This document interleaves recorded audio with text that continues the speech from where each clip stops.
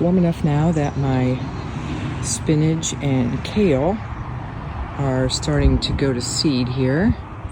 So I'm going to do a final harvest, pull these out, harvest the leaves, and plant peppers in their spot. One really nice thing about both spinach and kale is their root is just kind of like one long taproot like this. And so they're pretty easy to pull out, and you can pull them out without disturbing the roots of the plants next to them. So for example, this spinach here hasn't started to flower yet, and neither has this one, hasn't bolted yet. So these I'm going to let stay in here for a little bit longer. I've also got, for example, here's a couple of kales right here that have not bolted yet, so they can keep providing me with kale leaves for a bit longer. These are my Jedi jalapeno pepper plants that were started indoors, and I am going to plant them into this container. I just kept a couple of my spinach plants for just a little bit while they're finishing their growth, and I can still get some leaves from them. And I've got some lavender in the back, and I've got several kale that are still doing okay and haven't gone to seed yet. So I have a little bit of room here that I can sort of intersperse my pepper plants, and they'll grow up, and spinach and kale will come out soon, and everything hopefully will be filled in quite nicely. I'm going to space my pepper plants about a foot apart, maybe 3 across here. This is a 3.5 foot container, so it's actually a raised bed. But back up, you can see that what these are going to go into. And then I had some room over here. It's sunken a bit, but I'm going to add a bit of compost to it also. I hope it will be okay for one more year, and then I'm going to have to really replace some soil. As you can see in the third one, how far it will sink as the wood on the bottom deteriorates. There's a big weed there. And really deep over here where I have my strawberries, so I'm transplanting those out into containers like this. And they may go back in the bed, or they may stay in containers. We'll see how they do. They're actually producing quite nicely right now. My plan is to dig a hole, put a bit of this granular fertilizer in, top with some compost, and then put a layer of mulch on top, and then water in, and water with a water-soluble fertilizer as well. So we want to plant peppers with their root ball even with the soil in the garden.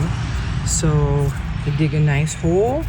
I mixed about a tablespoon of that fertilizer in the bottom of the hole, and then I put the plant in, and as you can see, I've removed these very bottom leaves to keep them, to let air flow and let light in and keep bugs off of them, hopefully. I'm also going to put some diatomaceous earth around the bottom to keep some of the insects down on these. And these again are Jedi jalapenos. They're the big ones. So here they are, planted in their spots. Got a bit of compost around the base of each one. I also stake them because I don't want them to blow over when they're young, and then when they get older I want them to be straight up, so that helps balance the load of fruit on them. They can get top heavy and break, blends can break, so I may convert to tomato cages once we'll see how large they actually grow. last year I used tomato cages and they work just fine to help support all the different branches that grow up. But for right now, I just have a bamboo stick, and I try to put it on the north side of the plant so that I'm not blocking its light.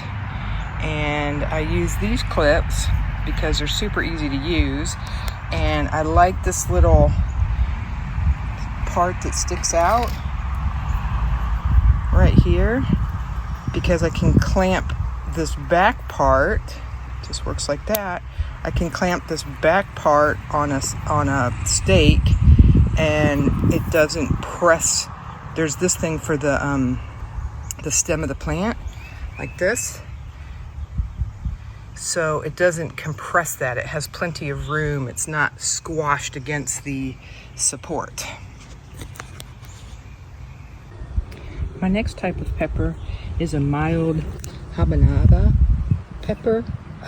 It's like a habanero, which is hot. It looks just like it, but it's actually a mild version of that. A little sweet, sounds delicious. So I'm gonna grow some of those this year. So I have 6 little plants I started indoors. I started them a lot later than the Jedi jalapeno, and that's why they're so much smaller. And I'm gonna put those out here. The problem I have with these raised beds out here is that there's a chipmunk that comes and chops off my plants at the base, drags them around, doesn't eat them. So my thought is, I hope I don't cook poor little guys, but they do like heat. I am going to cover them until they get a little bit bigger with one of these little greenhouse things, and I'll leave the top open to help ventilate it and keep the heat from building up too high. It also may give them just a little bit of shade from the hot sun as they're getting established. So I'm going to plant these the same way I planted the other ones, with the hole and then the fertilizer, fill in, tamp down, then add a little bit of compost around the base, and then you can already see I have a leaf mulch that is on top, so I'll move that when I plant them and move it back over the top when I'm done. I don't think these guys need support yet, so I'm going to leave them unsupported until they get a bit bigger.